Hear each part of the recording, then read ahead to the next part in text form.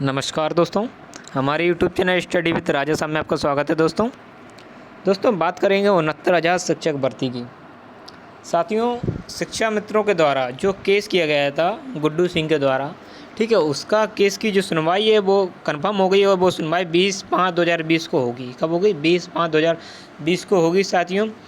तो साथियों, इसके अलावा इसकी मैं बात करूँगा। इसके अलावा मैं यहाँ देख लेता हूँ। देखिएगा, कल प्रातः 11 बजे फेसबुक पर लाइव रहेंगे बेसिक शिक्षा मंत्री सतीश द्विवेदी जी, और सतीश द्विवेदी जी से आप लोग बिल्कुल कड़क शब्दों में सवाल पूछिएगा साथियों, कमेंट करके, क्योंकि जिस तरीके से उनका जो बयान आया है 69,000 शिक्षा भर्ती जो टॉपर के बारे में, उन्होंने जिस तरीके से कहा लोगों के आजकल तो 99.9 नंबर आते हैं।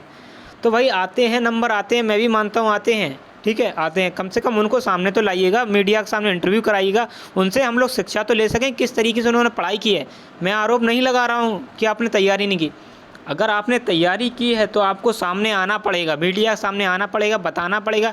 देखिएगा, आपने भी देखा होगा कई तरह के टॉपर होते हैं, आईएएस वाले टॉपर होते हैं, पीसीएस के टॉपर होते हैं, इसके अलावा आईआईटी के टॉपर होते हैं, सीबीएसई के टॉपर होते हैं, यूपी बोर्ड के टॉपर होते हैं। तो सारे टॉपर टीवी पे आते हैं, बताते हैं कि हमने किस तरीके से तैयारी की और हमारा लक्ष्य क्या, हम क्या बनना चाहते हैं। तो आप लोग भी बताइएगा, जितने भी कैंडिडेट हैं, शिक्षक हैं जो बनना चाहते हैं, तो उनको मोटिवेट होना पड़ेगा। मोटिवेट आपसे हो सकते हैं कि आपने किस तरीके से तैयारी की और किस तरीके से कितने घंटे आपने पढ़ाई की है, जिस तरीके से आपके 144 नंबर आए हैं। बेसिक शिक्षा मंत्री को ये भी जानना जरूरी है कि जितने भी टॉपर हैं वो सारे एक ही स्कूल के क्यों टॉपर हैं, एक ही गांव के क्यों टॉपर हैं सारे, ये भी तो बात है ना। जो शुरुआत के जितने टॉपर हैं सारे एक ही गांव के हैं, एक ही छत के नीचे जिन्होंने पेपर दिया उसी पूरे क्राइटेरिया सारे टॉपर हैं साथियों। ये भी तो बताना पड़ेगा भाई टॉपर हैं हम भी। देखिए, किसी पे आरोप मैं भी नहीं लगा रहा हूँ व्यक्तिगत, कम से कम लोगों की भावनाओं को सम्मान करिएगा। भावनाओं थी कि लोगों आप उनको लाइएगा सामने, उनका इंटरव्यू कराइएगा। मैं ये नहीं कहता हूँ कि उन्होंने पढ़ाई नहीं की होगी, पढ़ाई मैं मानता हूँ, मैं कह रहा हूँ पढ़ाई कम से कम उन्हें सामने लाइएगा, हम भी तो समझें किस तरीके से पढ़ाई की है, क्या घंटे पढ़ाई करते थे। जब उनके गांव में बालों से पूछा गया तो वो तो ये कह रहे हैं कि डीजे बजाते थे सब। अब साथियों, किसी की जो शैक्षिक योग्यता है उस पर धब्बा तो लगेगा ही। ऐसा नहीं है क्योंकि 144 नंबर आईएएस की तैयारी करते हैं, पीसीएस की तैयारी करते हैं, उनके भी 144 नंबर नहीं आते हैं।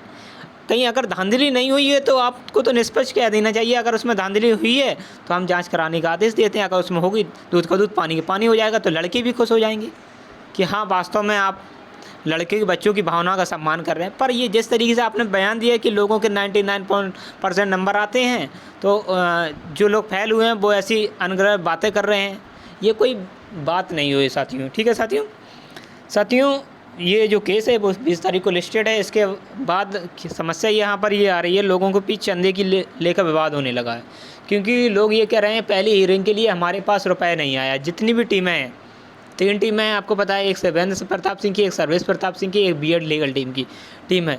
तो तीनों टीमें कह रही हैं कि मेरे पास पहली हियरिंग के लिए चंदा इकट्ठा नहीं हुआ है, आप लोग चंदा पे करिएगा। साथियों, मैं भी यही कहना चाहता हूँ, ठीक है, चंदा लोग पे करेंगे, जो पास है उनको लगता है हमारी नौकरी सेफ है वो करेंगे पे, क्यों नहीं करेंगे अगर बचाना है।